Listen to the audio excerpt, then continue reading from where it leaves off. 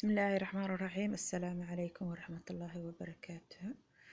وإذن سلامي دمان أصحاب تسيتهين بريهان والكلام مغناء سوما نبات غبتان ما انتو waxaan idin la qaybsanayaa casiir yar ama cabitaan yar oo aad u qabow. waa casiir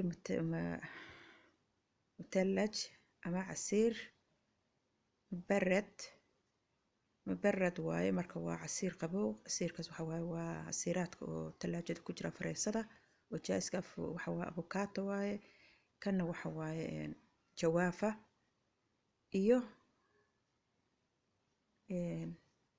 jawaafa waaye kaas jawaafaha ma aqaano wallahi Soomaali wuxuu ku ahaa ana uu saytuun yahay umaleynaa iyo hal xabo moos ah iyo hal xabo ah dream wab iyo avocado-daas iyo koob caana ama laba koob caana meelaha iyo in yar oo sokor ah ayaan isku darsanayaa. casiirkan waxa waaye ama cabitaankan waa cabitaan mabarad qabow waaye. casiiraadka kala mid maaha aad ayuu u qabow yahay. maxay markaad kulasho kale aad ayuu jirka ugu fiican yahay ugu qaboojinaa. avocado-dii iyo waxaan ku shubtay iyo jawaafihii waxaan ku darsanayaa hal xabo oo moos ah. ka bacdina waxaan ku darsanayaa hal xabo oo dream wab ah. ka bacdi waxaan ku darsanayaa laba koob caano ah. intaas ayay ka kooban tahay. marka ma sha Allah ii soo dhawaada. bariyahan waxa ma soo gelin mashquul aan iska noqday. hadda maanta intaan sameysanahay waxaan dhahaa walaalaha bal intaan iska geli.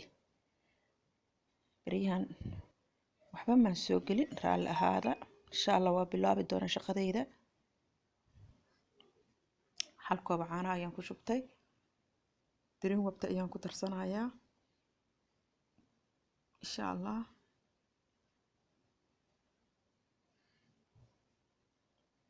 ويسكولا ودا شباناي وحو دhan على كل حال waa fahmaysaan إن شاء الله waa fahmaysaan.